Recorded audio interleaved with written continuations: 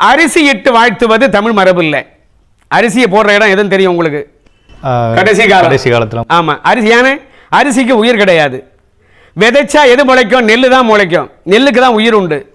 அந்த காலத்தில் கடவுள் மங்கலம் கோயில் குடமுழுக்கு நடக்கும் பொழுது நெல்மணியை எடுத்து மேலே வீசுவார்கள். அதெல்லாம் இவர்கள் நிறுத்தி விட்டார்கள் எல்லாத்தையுமே. நெல்லும் மலரும் மங்களமாக சிதறி என்றுதான் நம்முடைய இலக்கியங்கள்லாம் சொல்லுது.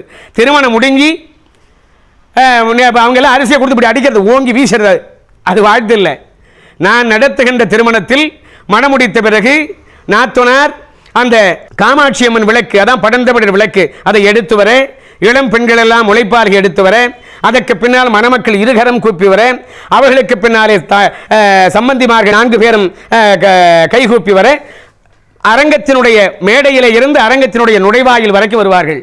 அப்பொழுது இரு பக்கமும் அமர்ந்திருக்கின்றவர்கள் எழுந்து நின்று நெல் மலர்களை எடுத்து அவர்கள் உச்சியிலே தூவி வாழ்க பல்லாண்டு என்று வாழ்த்துவார்கள். அதான் மரபு.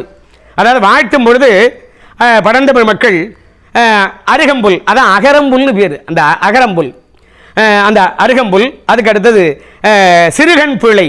சிறுகண் பிள்ளைன்னு தெரியும், மாட்டுக்கு கட்டுவாங்க மாலையா அந்த பொங்கலப்ப. அது அதனுடைய சாற்றை உட்கொண்டால், அதன் கேடத்தை உட்கொண்டால் சிறுநீரகத்தில் இருக்கின்ற கல்லை கரைக்க அற்புதமாக கிடைக்கும். இந்த சிறுகண் பிள்ளை, அகரம்புல், நெல் மணிகள், முல்லை மலர்கள், இவற்றினால் தான் வாழ்த்தி இருக்கிறார்கள். நெல்மணிகள், முல்லை மலர்கள், அகரம்புல், சிறுகண் பிள்ளை, இவற்றினாலே தான் வாழ்த்தி இருக்கிறார்கள் அந்த காலத்தில். இன்னொன்று, இந்த மாப்பிள்ளைக்கு கங்கணம் கட்டுறதெல்லாம் ஐயரே கட்டுவார்.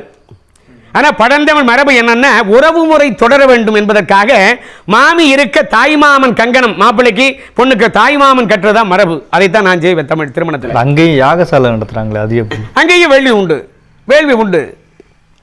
அந்த வேள்வியும் தமிழில் சிவபுராணம் தான் சொல்லுவார்கள். இதில் இன்னொன்று என்னன்னா, தாரை வார்க்கிறது. அதை விட ஒரு பெரிய கொடுமை எதுவுமே இல்லை. தாரை வார்த்தல் ஒரு மங்களமே இல்லை, அது அமங்கலம். காரியத்தை கை கழுவியாச்சா அப்படிம்பாங்க, படிக்காத பிள்ளை என்ன தடி தெளிச்சு விட்டாச்சா அப்படிம்பாங்க, அது அமங்கலம். அது அவர்கள் வழக்கம். அதை கொண்டாந்து இங்கே பண்ணி இதை பண்ணிக்கிட்டு இருக்க மக்கள்லாம் மேடையில் பொண்ணை கை கழுவிட்டு இருக்காங்க. அது இல்லை. நீங்கள் படந்தமிழ் மக்கள்லாம் சிற்றூரில் சொல்லுவாங்க இல்லையா, என் ஆயுசுக்குள்ளே என் பொண்ணை ஒரு புள்ள கையில் பிடிச்சி கொடுத்துட்டா போதும்பாங்க. அந்த கையிலே பிடித்து கொடுப்பது தான் பழந்தமிழ் மரபு. கையடை, ஓம்படை என்றெல்லாம் பொருள். ஓம்படை தான் உப்படைன்னு பின்னால் மாறும்.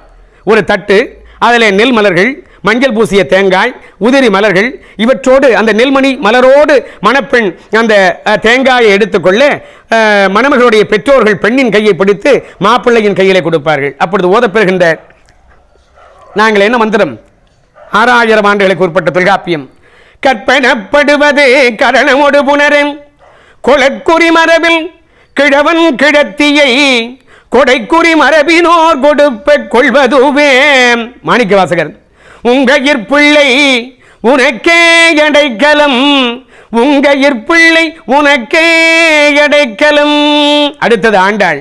மத்தளம் கொட்ட வரிசங்கம் நின்றூதன் முத்துடை தாமும் நிழற்பந்தற்கு மைத்துனன் நம்பி மதுசூதனன் வந்தன்னை கைத்தலம் பற்ற கணா கண்டேன் தோழி நான் என்று பாடி முடிக்க கெட்டிமேள இசைக்கணும்.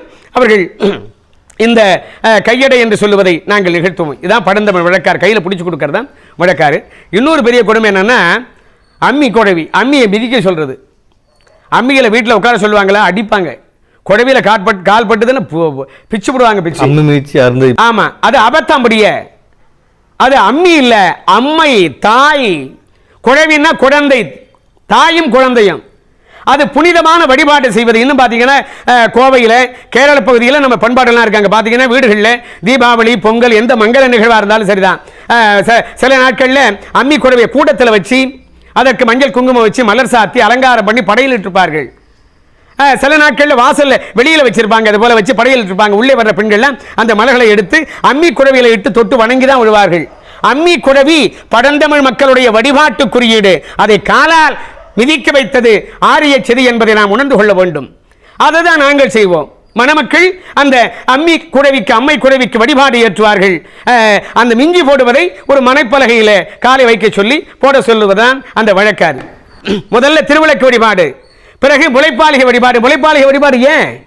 உலகத்தில் வேளாண்மையை கற்றுத்தந்தவர்கள் தமிழர்கள் எந்த நிகழ்வை செய்வதாக இருந்தாலும் முளைப்பாளிக வழிபாடு செய்தார்கள். அதுபோல பின்னாலே மணமகன் வருகை கங்கணம் கட்டுதல், மணமகள் வருகை கங்கணம் கட்டுதல், ஆடை கொடுத்து அனுப்புதல், பிறகு அவர்கள் இருவர் வந்து பெற்றோருக்கு பாத பூசை செய்தல், இவையெல்லாம் தொடர்ந்து தமிழில் தீண்டமிழில் என்ன மந்திரம்?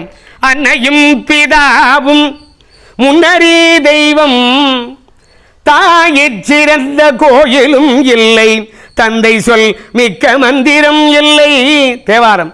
இன்றாளுமாய் எனக்கு எந்தையுமாய் உடன் தோன்றினராய் மூன்றாய் உலகம் படைத்துகந்தான் மனத்துள் இருக்க ஏன்தான் இமையவர்க்கு அன்பன் திருப்பாதிரி புலியோர் தோன்றா துணையாயிருந்தனன் தன்னடியோங்களுக்கே.